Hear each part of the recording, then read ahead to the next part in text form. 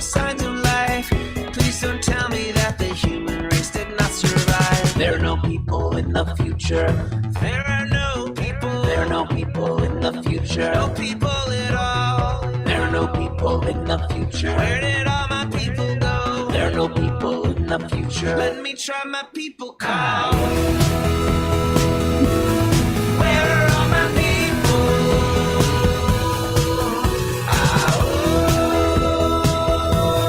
Where are all my people? I guess I'll fly away now. Hey everybody, welcome once again. Here we are, it is Monday. Yes, it is another Monday, March 7th, 2022. Welcome to Raging Chicken's Out the Coop Live. This is Kevin Mahoney, creator and founder of Raging Chicken. On Out the Coop Live, you know it, we talk to progressives, activists, and troublemakers of all sorts, right from our own backyards from across the country. On Fridays, check out the Friday Politics Roundup, where we break down the good, the bad, and the ugly in state and national politics. And check out the Wednesday show with Cyril Michaleko. Yeah, we do a kind of an occasional show once, twice a month, depending when we get our schedules to work out. Cyril, of course, is a progressive columnist from the Bucks County Courier-Times, the Intelligencer. And he joins me to drill down into the Bucks County, Pennsylvania, and international politics. You can get all our shows by subscribing to our podcast on Podbean, iTunes, Spotify, or wherever you get your podcasts. You can help support this show by becoming a patron for as little as $5 a month. Head on over to patreon.com/rcpress to choose your membership level. You can also help out the show by heading to our YouTube channel if you're not there already. Smash that subscribe button, like the stream for this show, and hit that notification bell so you know every time that we go live. You can also join our Discord server. Info on that is in tonight's show notes. And for more PA progressive talk, tune into the Rick Smith Show's live stream at 9 p.m. Eastern on his YouTube channel, Twitter, or Facebook. Subscribe to his podcast wherever you get your podcast. Look, just head on over to ricksmithshow.com for the latest across all his platforms. You got Labor Radio, the voice of the working class, Rick Smith, ricksmithshow.com. You got to check out Season 2. It's officially launched, the Sisters of the Night Caucus podcast. The amazing PA women stirring the political cauldron behind this podcast rock the house, and they know where the bodies are buried. Make sure to follow them on Twitter at The Night Caucus. That's at The Night Caucus on Twitter, and subscribe to their podcast on Anchor, Spotify, iTunes, wherever you get your podcast. You know, look, no one's going to be upset if you leave out Spotify. Just saying. Just saying. Attention gamers, the Game Inn is a Quakertown-based black family-owned gaming store. They're friends of the show, and they've got everything from retro N64s, the latest consoles, video games for all platforms, loads of collectibles, action figures, Funko Pops. And look, kids get discounts with every A in the report card. Come on, how great is that? Check them out on their Facebook page. Follow them on Twitter at The Game Inn. That's with 2 N's. Got a question about a game, looking for something hard to get? Shoot them a message or drop them an email at thegameinpa@gmail.com. And a special shout out goes to Jonathan Mann, who wrote our intro song, There Are No People in the Future. Check out all his great stuff on his YouTube page and follow him on Twitter at SongADayMan. That's with 2 N's. That's at SongADayMan on Twitter. Well, we've got a great show coming for you tonight, everybody. Yes, indeed. Yes, indeed. Yes, indeed. Tonight, I welcome Alyssa Bowen to the show. Alyssa has a Ph.D. in history from the University of North Carolina, Chapel Hill. She is currently, as of today, senior researcher and managing editor for the progressive watchdog group, True North Research, where she tracks and writes about dark money in U.S. politics. She has written for The Nation and is a regular contributor to Truthout. And we'll be talking about her new article in Truthout, Dark Money is Behind Women's Groups Attacking Biden's Supreme Court Pick. In that piece, she shines a bright light on the deep pockets funding right-wing women's groups such as the Independent Women's Forum and Concerned Women for America, who are seeking to sink Judge Ketanji Brown Jackson's nomination to fill Justice Breyer's seat. We'll also talk about her research and reporting on dark money funding the concerned moms groups leading the extremist charge in local school boards. You can follow Alyssa on Twitter at Alyssa Ann Bowen, and you can check out her writing on Truthout and check out her great work on by True North Research. All that information and links will be in tonight's show notes. Welcome to the show, Alyssa. I'm so happy to have you here. Thank you, Kevin. I'm so happy to be here. Well, I was totally psyched, when I came across your piece, on the Supreme Court picks and these kind of dark money, concerned moms groups. I was like, man, this is right where we need to be looking right now, especially, and listeners to this show know that, we've been steeped in it right now. So let me ask you this before we get into the specifics of your article. I mean, so you're kind of like, you come out, you get your history PhD, right? You're studying history. You decide, you know what I think I'm going to do? I think I'm going to dig into the dark money kind of that's funding the destruction of our democracy, right? You're right. So what got you to that point, and what brought you to kind of look into this stuff? And then maybe we could talk a little bit about what True North Research does before we check out your article. Yeah, absolutely. Thanks. Yeah. It actually is, it sounds like it's not quite a match, but actually, surprisingly, there was a lot of sort of overlap between the dark money stuff and some of the student activism things that I was engaged in at UNC. I don't know if your listeners have ever heard of the Silent Sam movement, but Silent Sam was a Confederate statue on UNC's campus that was torn down, I think, in 2018. But it was Silent Sam was an anonymous Confederate soldier on campus, and it had this whole racist history that I don't need to go into. I think most people will believe me when I say that. But, wait a minute, Confederate statue with a racist history? Come on, you're gonna have to sell me on this one. Weird, right, yeah. Right. But basically, through a lot of the activism that I was doing, I sort of came to understand who was really in control of some of the university's decision making. Most students and most faculty members, most workers on campus didn't want to see and have to walk past Silent Sam every day. But the university was spending, $400,000 in a given year to protect the statue. They were protecting counter protesters that weren't members of the community. And the chancellor, even we found through FOIA requests, was getting emails from donors saying, if you take Silent Sam off campus, then we're going to revoke our funding. And the chancellor responds by forwarding it to the donation and gifts department, saying oh, how much has this person given? Let's do a cost benefit analysis on this one, shall we? Yeah, exactly. Yeah. So, and then you have, I'm not sure, UNC politics is also can get kind of ugly. We have a board of governors that used to be selected by the governor, board of governors, right? But it actually ended up when Roy Cooper, the Democrat, was elected governor, the legislature had an emergency session where they decided that UNC's board of governors would now be selected by the gerrymandered legislature themselves. And so then you have Art Pope being put on to the board of governors, who is this quote unquote philanthropist, but really is this sort of right-wing dark money guy who has all these think tanks. And people might actually resonate more with people, is the whole Nicole Hannah-Jones debacle at UNC. Yeah, so for those who don't know, Nicole Hannah-Jones was this kind of revered reporter from the New York Times who started the 1619 Project, which actually kind of spurred some of the things we're going to be talking about today with the critical race theory. Yeah. So she she was offered a tenured position at UNC, and as part of sort of the final checks of this, the board of governors is supposed to just kind of okay it. That's the usual thing. That's the last step in the process. And they said no to her. Art Pope, this dark money guy who's very close with the billionaire Charles Koch, who does similar things, was using his sort of, or at least his network of think tanks was going heavily against her tenure. It ended up Nicole Hannah-Jones took a job elsewhere, but which probably is best for her. But it just kind of again shows you and kind of showed everyone what I sort of learned through my activism at UNC, which is academia sometimes is increasingly sort of becoming more of a business with the goal of making money and appeasing wealthy folks, rather than a place where the ultimate goal is learning and creating better, more informed members of our community.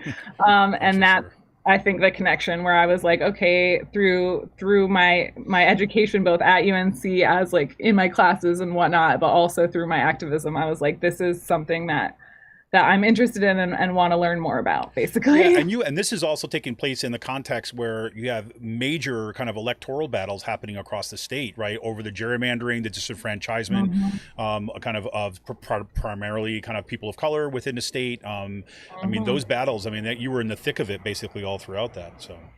Yeah, absolutely. Yeah, and I listened to your episode. Was it Stephen Caruso who was on talking about that? Yeah, that was really great. So that was actually helpful to give some context to some of the stuff going around other places too, happening in other states. Well, and fantastic. And now you're working for True North Research, right? Which does this kind of research basically full time, right? So tell us a little bit about what True North Research is, and then we'll jump into your piece. Yeah, absolutely. So True North Research is a watchdog group that tracks dark money in politics, and we really want to shine a light on some of these dark money groups, so special interest groups that are funded anonymously, that are doing a lot of damage, in our opinion, to democracy. So we keep track of sort of the things that they're doing, the policies that they're opposing, the politicians that they're supporting and opposing, and the judicial nominees that they also are opposing, which is what my Truthout article is about. Our founder is Lisa Graves, who is an amazing human. Yes. She's also incredibly impressive. She's served as a senior advisor in all three branches of the government. She was executive director at the Center for Media Democracy, and before that, she was the deputy assistant attorney general at the U.S. Department of Justice. So we're sort of tour de force at True North Research under her. Well, totally. And I told you this back and forth on email that, the Center for Media Democracy, particularly the Outlook Exposed stuff, was really kind of part and parcel why we launched Raging Chicken to begin with. Like that was the information I think the rest of the country needed to be able to understand what was happening. That, these kind of the Tea Party takeovers and things like this were not simply, and then the legislation that came after that was not something that just kind of, some people were sitting around, this is a good idea. No, there was a playbook, right? And it had been long-term in the making, and that stuff, the Outlook Exposed stuff put everything out, and that kind of was instrumental for so many of us that were not kind of front and center in Wisconsin to be able to understand like what was coming. So to find out that she was kind of like, involved in kind of spearheading this project too as well, I'm like, thank God, right? I mean, one more, and this is like, phenomenal to see. And I encourage everybody to head on over to their site because I frankly, I'll be honest, I hadn't heard about True North Research yet until I was coming across your pieces. And then went and saw, I said, oh my God, this is going to the top of my bookmarks because it's essential reading. Oh, that's wonderful. Oh God, yeah, just great stuff. So, okay, so one of the things I think for the layperson, right, when we saw that Joe Biden was nominating Ketanji Brown Jackson, right, or even before that, right, when he was saying that, I'm going to nominate a black woman to the Supreme Court, it seemed like, there were groups ready to go already. Right. And that's kind of really at the core of what your piece is. So talk us through a little bit about your piece, what you found here, and how you saw these dark money groups playing in with these so-called concerned moms and other groups. Yeah, thank you. That's exactly right. My piece went out on the day that Biden announced Judge Ketanji Brown Jackson as his nominee. So most of my piece is sort of looking at these early attacks that were preemptive against the nominee, and based on Biden's announcement that he was going to be nominating a black woman to the post. And I sort of found that many of these groups were calling out the Biden administration for somehow being uniquely political in its approach to the judicial nomination process, as if Trump or McConnell's Senate had not been political. Right, totally neutral. Right. And some groups painted the nominee as sort of this liberal activist that was backed by dark money progressive groups. And one group in particular that you mentioned, the Independent Women's Forum, was claiming that Democrats were hypocritical for only supporting diverse candidates who were progressive, but not, Black, Indigenous, people of color who were conservative or right wing. And I sort of found that, and this is tied to my dissertation research, which no one really wants to hear about, but it's part of this larger strategy by the right to present their stances as somehow apolitical, and part of that is presenting their right-wing judicial approach, which is called originalism, as apolitical. And I write about in the piece that originalism is deeply political. It was founded sort of as a response to the 1954 Brown versus Board of Education decision that decided that public schools should not be segregated, and it was a response to that to attack that by arguing that the founders had segregated schools, or Black people didn't have publicly funded schools, so. Right. It's a deeply political way of thinking. Well, and I think that in that part, what I find fascinating in your piece there too, we're able to kind of see, I think a lot of people would understand that, some of these racial battles go back to the kind of desegregation of schools, but to see a legal philosophy being articulated at that moment as a way to, kind of dodge the kind of racist attacks and calling it something that sounds much more passable, right? About the kind of American, defending American ideals and so on. Yeah, definitely. And yeah, also in this piece, Independent Women's Forum, I kind of show how they try to present themselves as politically neutral. Like, we're just these independent women who have independent thoughts, but what are those independent thoughts and what are the policies that they promote is something completely different, and kind of shows that they are not politically neutral, obviously. And so Independent Women's Forum, for example, and Independent Women's Voice, which is their sister organizations, we kind of use them, refer to them as a group because they act sort of in tandem. They received $4.75 million from the Leonard Leo linked groups since 2016, I believe. And Leonard Leo, for those who don't know, is this right-wing lawyer who is has held leaderships in the Federalist Society. I think right now his position is co-chair of the Federalist Society, which promotes originalism and is, or they say they're independent, but they do promote judicialism as a judicial quote unquote philosophy. And he has been at the forefront of collecting, I think the tally is $400 million in 1 year to promote right-wing judges federally in the Supreme Court, and state judges too, I believe.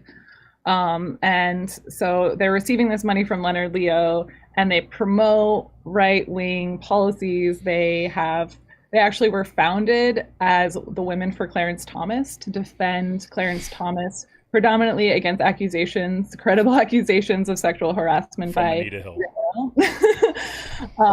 And then since then, they've recently kind of amped up, I think, their attacks on Democratic nominees and support for GOP nominees. So they supported Gorsuch, they supported Kavanaugh by attacking Christine Blasey Ford, saying she's discredited and all these other horrible things, and held an I'm With Her rally for Amy Coney Barrett, despite her probably being positioned to overturn Roe v. Wade.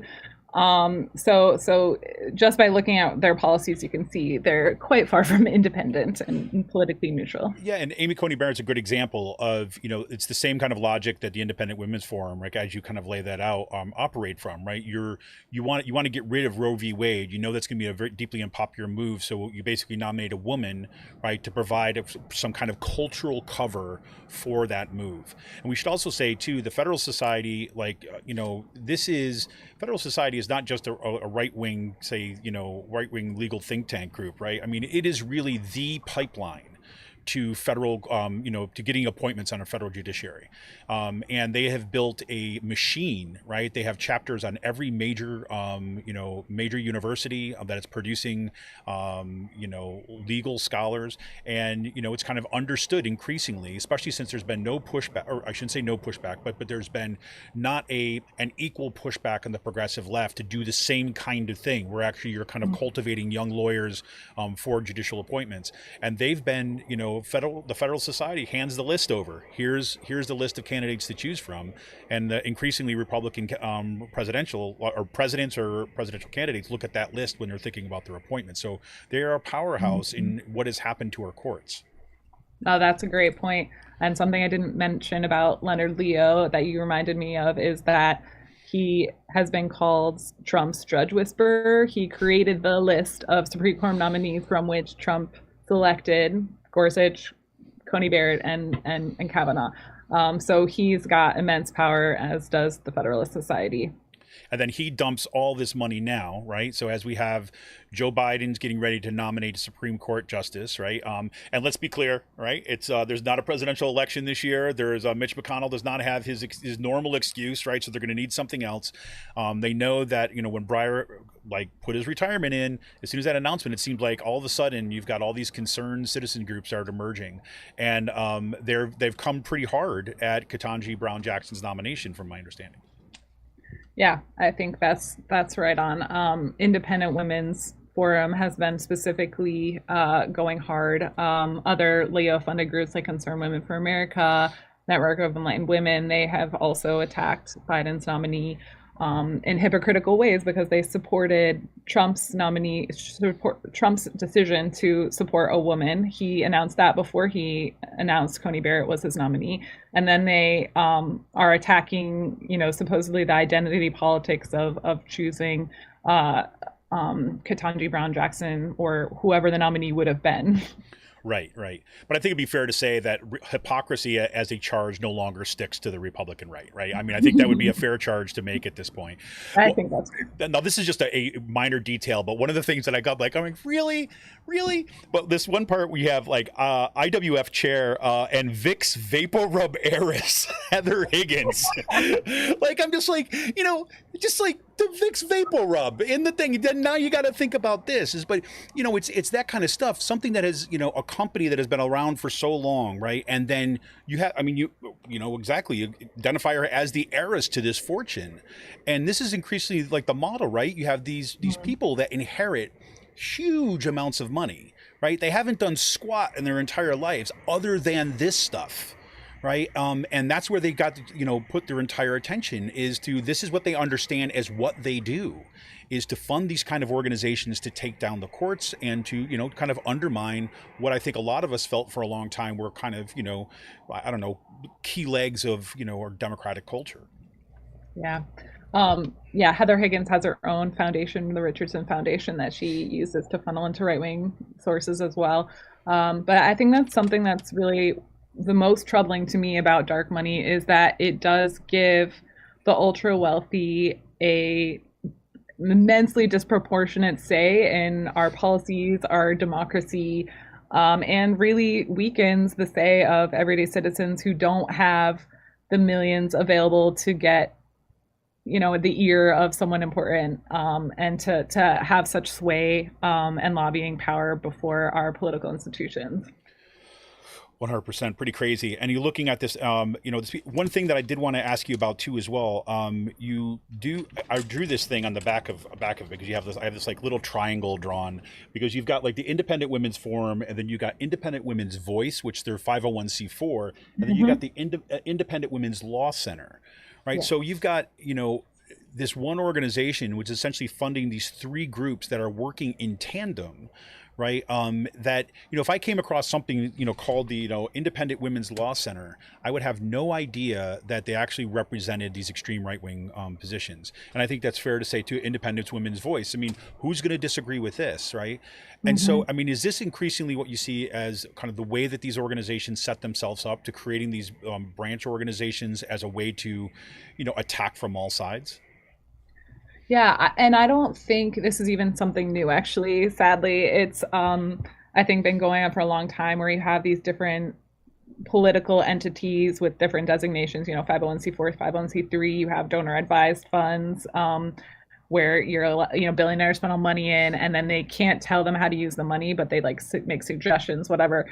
And they're called donor advised funds, but yeah, they're something more nefarious. And for example, actually, I was just talking to my colleague, Evan, shout out to Evan, who is amazing and knows a lot more actually about the court stuff than me. And he was talking to me about Leonard Leo groups and explaining how convoluted they are because they're on different schedules, some of them. So you will get groups who they're all connected to Leo and the Corkeries who are there, who is Leonard Leo's sort of affiliates. And they're on different scheduling groups, so they'll use one fund to donate to another fund, but you can't tell if the exact amount is the same because half of it was in one year, half of it was in another year. They just are really good at hiding the money, and they've paid a lot of money to a lot of lawyers to make it that way. So it's kind of terrifying. So Grant, so what's your kind of, when you're sitting looking at this right now, I mean, how would you assess how effective they are right now in this current, in the current battle? You think they're going to have a significant influence on the Supreme Court? I mean, I know I'm kind of asking you to kind of, jump out of the kind of the research and the tracking here a little bit, because just thinking about what kind of power they're bringing to this fight right now. You mean women's groups specifically? Yeah, or the ones that we see kind of coming out against Ketanji Brown Jackson's nomination. I think that these groups already have had a significant impact on the content of the Supreme Court. We have a 6-3 Supreme Court that doesn't represent the political leanings of our country by any means. And I think these groups have been acting for a long time. Leonard Leo has been in the game for, over a decade, trying to sway the direction of the court. So I think it absolutely will continue in that vein unless public disclosure laws, I think, improve, and unless we have like significant pushback from citizens. Apologies if you can hear my cat meowing. And it's okay. Quite okay. We welcome cats on the show. It's not a problem. We welcome cats, kids, dogs. They're all here. Well, that brings us to kind of these have been around for a while, and one of the things that coming across this piece, then digging into some of the other reporting that you've been doing, of course, you tip me off and say, well, we've been covering some of these concerned moms groups for a bit. And right here where we're located in Bucks County in Pennsylvania, we're certainly not alone. I know there's a similar fight happening in Westchester County in Pennsylvania. There's fights that happening in kind of these, whether it's school boards or it's redistricting, that are just saturated with these groups. And this has been true in these school board fights over kind of critical race theory. We have to put quotes around everything these days. Critical race theory, over masking, and then you kind of scratch the surface of some of these kind of concerned mom groups. We have the Moms for Liberty right down the road from us right here that keep on showing up at the school boards, but we have others. Can you talk us through a little bit about the way that these similar kinds of groups seem to be kind of emerging and are beginning to play a role, and what their funding mechanisms have been looking like? I know that's a big ask at this point, so I mean, choose what you want to look at there. Yeah, I mean, I will point to public disclosure laws again.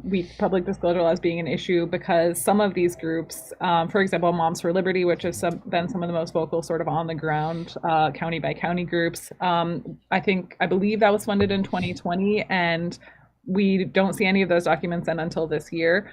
And even when we do get them, we don't get to see the funders. Sometimes we get to see the amounts, but we don't get to see the funders. That's why I think for one of the pieces on Truthout, where I did dig into financials, I focused again on the Independent Women's Forum since it's a longer standing group. But they are trying to do a similar kind of model, it seems, to Moms for Liberty, and they've worked with Moms for Liberty on a rally, and they have like hosted them before and given them a platform. But Independent Women's Network has gotten funded has been funded in the past by Bradley Foundation, which is huge money. Yeah, huge money that just got. And if you want to, Milwaukee, is that right? Are they able to Milwaukee? Yeah, exactly. Yeah. And they just were reported on by Jane Mayer, I think, in the New Yorker on all the efforts that Bradley Foundation has done on, voter suppression efforts after 2020 and like overturning election results and that kind of thing, funding those types of groups. And they also have gotten money from American Federation for Children, which, if you follow any of the anti-CRT stuff, I mean, it's both a school privatization group, quote unquote school choice. But also been hugely, Corey DeAngelis, who works for American Federation for Children, has been a huge, quote-unquote, anti-CRT voice. If you want to look at some of the nonsense on Twitter, you can look at his nonsense. And he was at their gala, for example, this year. So they have close ties to these groups, too. I love this, that you have one of the parents groups. You have this Koch-funded group that, Yes, Every Kid, released its Opportunity in Crisis report. I mean, you see these things come out, and they show up. Well, this is kind of what I want to get. I might be jumping to a different part, but the materials that they produce. I remember the Bradley Foundation was key in a lot of the school privatization stuff and the charterization for a long time. And a matter of fact, there were a lot of kind of these kind of Democrats, pro-charter kind of like data high stakes testing people that were plugged into the Bradley Foundation too as well. And I think, in part, I mean, some of the work that you all have done kind of over the years have helped break that, I don't know, addiction, if you will. But so these folks have been around for a long time, and they produce these reports, and they start showing up in school board meetings and on school boards' desks because they got money just to kind of say, hey, we've got this report, this might be of help to you. And I think, again, if you're talking about a local level, having someone provide help for you to with materials and things seems like a godsend because, most of these folks are doing this on a volunteer basis, and you see somebody who might be a willing partner, but it becomes the door, right? That lets in, it's like the invite to the vampire, right? Come on in and suck us dry is really kind of what a lot of these groups are doing. Yeah, some of the most disturbing part to me about seeing these dark money groups produce knowledge, quote unquote, is just what you're talking about. Is they create studies that are sort of self-fulfilling. And then they put them out and they challenge established knowledge from people who have been studying this for a year, built on bodies of scholarship and bodies of knowledge that have been building for decades and decades, and it undermines established knowledge in a way that, it's really detrimental to public well-being. It's detrimental to truth telling. And that we've sort of seen that too with the masking debates and public health debates. I mean, they pick and choose different data points that they see, sometimes not even peer reviewed, and they use it to undermine, like I said, studies and bodies of knowledge that have existed forever and call them equal. They're saying, okay, well, masking is bad for children or whatever, and here's this one thing that shows that some children learn better when you don't do it, versus knowledge about masking being safe that's been going on since, I don't know, the Spanish flu or whatever. Right. So it's harmful to our health. It's harmful to our climate, which is also our health. It's harmful to so many bodies of knowledge. It's devastating to me as someone who did a Ph.D. in something that they could challenge this kind of existing knowledge. Well, yeah, and I tell you, as someone too, I work in higher education. I teach at Kutztown University here, and I have to say, and I've said this on the show at different moments, where it's this whole past really 10 years, but I think even more so the past 5 years or so, has really shaken that kind of ground of assumptions that I have always made about higher education and kind of the pursuit of knowledge and all this stuff.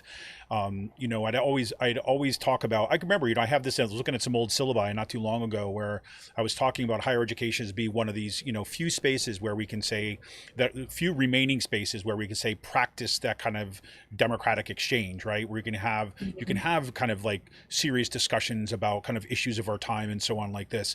And that rug seems to have been yanked out, where there was just an editorial in the New York Times that's making its way around Twitter today, right? I came to college to argue with my classmates. I'm like, really? I mean, I came to college to argue my conservative points of view, and that's what I wanted. I mean, really? And, and even that, I think it makes its way into the way, as you were mentioning earlier, the way higher education functions too as well, where, making the case that, okay, well, this is science and this is the research and this is peer reviewed, that means increasingly less, right, in the broader cultural debate. It's absolutely critical, don't get me wrong. I'm not saying we get rid of it, right? I'm saying it's important now more than ever, but there seems to be this big gap between, on one, what we were kind of saying is this is grounded factual research, or at least basically informed research, because a whole bunch of stuff obviously is not fact-based, right? It's about trying to come up with our best decisions and so on. But to see kind of, the work that you were doing and say True North Research, at least we get to the point where we're kind of unearthing, right, what's hidden, so we can at least start to track some of these things. the question is, and I mean, I don't know, if you got an answer for this per se, but now, so when we have this stuff, have you seen people make effective use of this in kind of in different ways where we're calling attention to this, whether it's at the level of educating state legislators, or if even is at the community level and kind of on school boards? I do think that we have been effective. I think, for example, Sheldon Whitehouse, Senator Sheldon Whitehouse from Rhode Island, he has been someone who has been really vocal about the issues of dark money and the way dark money is really detrimental to our democracy, which I appreciate. And I think, Independent Women's Forum, for example, has been invited by Republicans on countless to testify in front of Congress on countless issues. They were just on about civil rights. They were just on about that last week on federally funded daycare. Just so many issues that would positively impact women and people generally, and they've opposed those in front of Congress, and that's terrifying.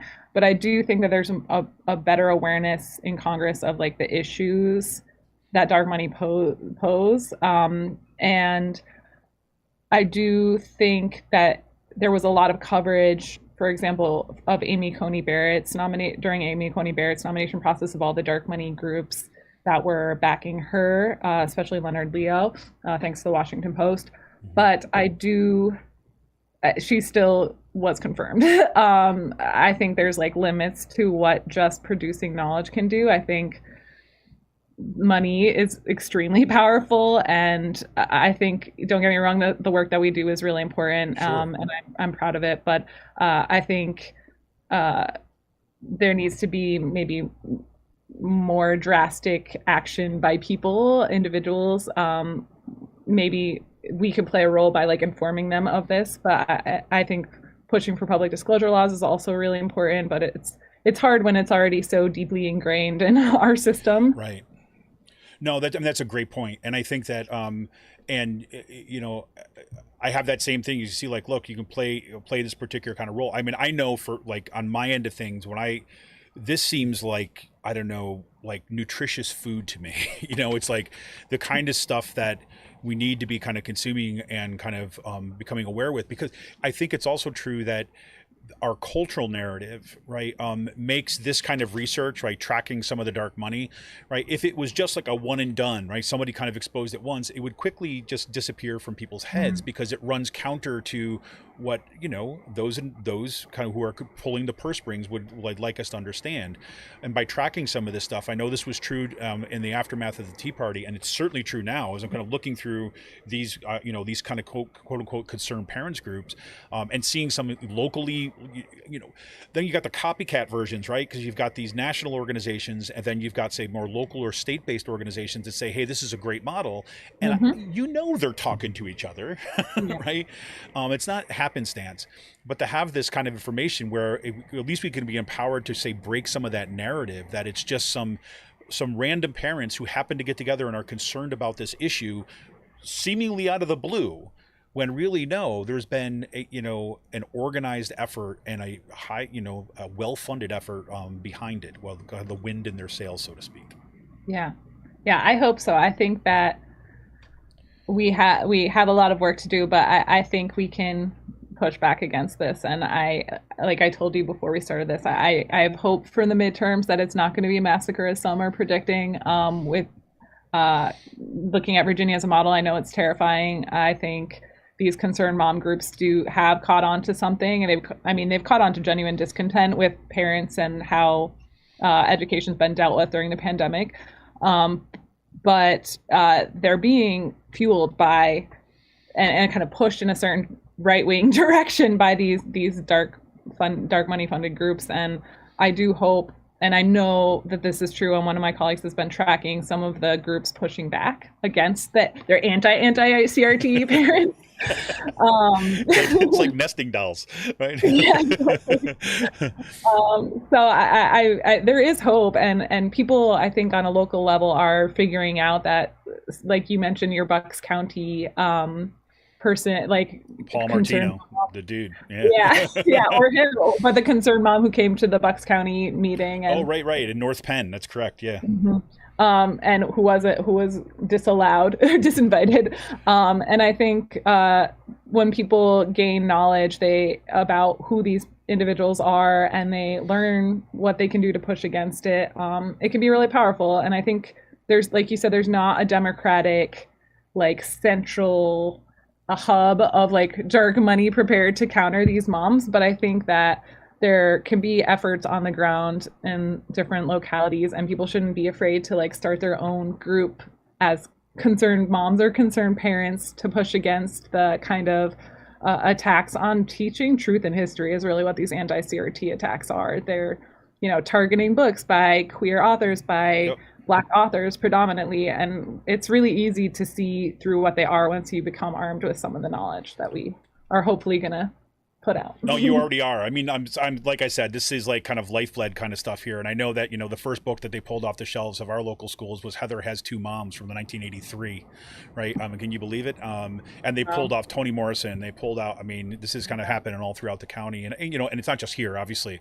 Tennessee's got a big battle. We had in North York, that's not too far from here, students, high school students rose up and they kind of protested, and they kind of, got national media for it too, because they're saying, we demand that you kind of, they're students of color primarily. We're saying, no, we need writers of color. We should have every right to have them in our libraries, and you're not going to take them away. And they won the battle, right? That's amazing. Yeah, it's pretty awesome.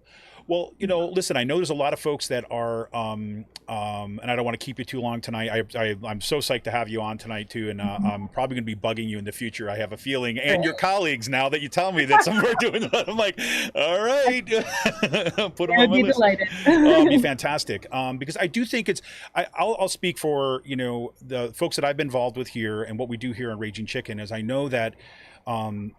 Having an understanding of that stuff and kind of seeing that research and where to go for resources to as well, just as people are doing the organizing and exchanging ideas and try to understand what's actually happening in their school district, this stuff is absolutely critical to have at our fingertips.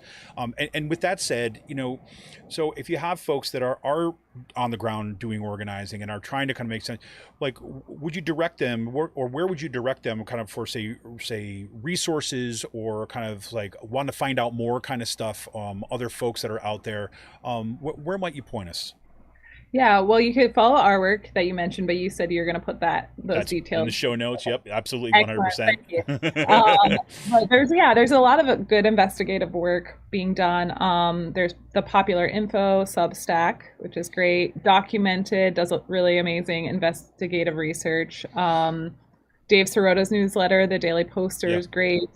But also Uncoke My Campus, led by Jasmine Banks, is like pushing against the dark money influence that we discussed a lot today in universities. Then there's Center for Media and Democracy, DeSmog, and Greenpeace are also really great, and they do more climate-based stuff. There's a lot of dark money efforts to oppose policies that mitigate climate change. So those are some really great resources there. And then you can follow us on Twitter, on Facebook. We have a Substack, and we also have our website where we post our reports. 100%. Well, Alyssa, I really appreciate your time here tonight, and I will kind of include links. If you would do me a favor, maybe even after the show, shoot me that list of links. I'll put those links into the show notes too as well. Just those organizations that you mentioned, that'd be fantastic. Just so we've got that resource that's ready to go, where people can easily access. Of course, all the links to how to follow Alyssa Bowen on Twitter, how to check out her work on Truthout, and how to look at the amazing research that is going on at True North Research. That's truenorthresearch.org. We'll have information on that in tonight's show notes too as well. Thank you again so much for spending some time with us tonight. And I love your work, and I look forward to the next drop that I'm sure is right around the corner. I appreciate it. Thank you so much, Kevin. This was wonderful. Oh, this is fantastic. Well, hey everybody, thank you for tuning in tonight.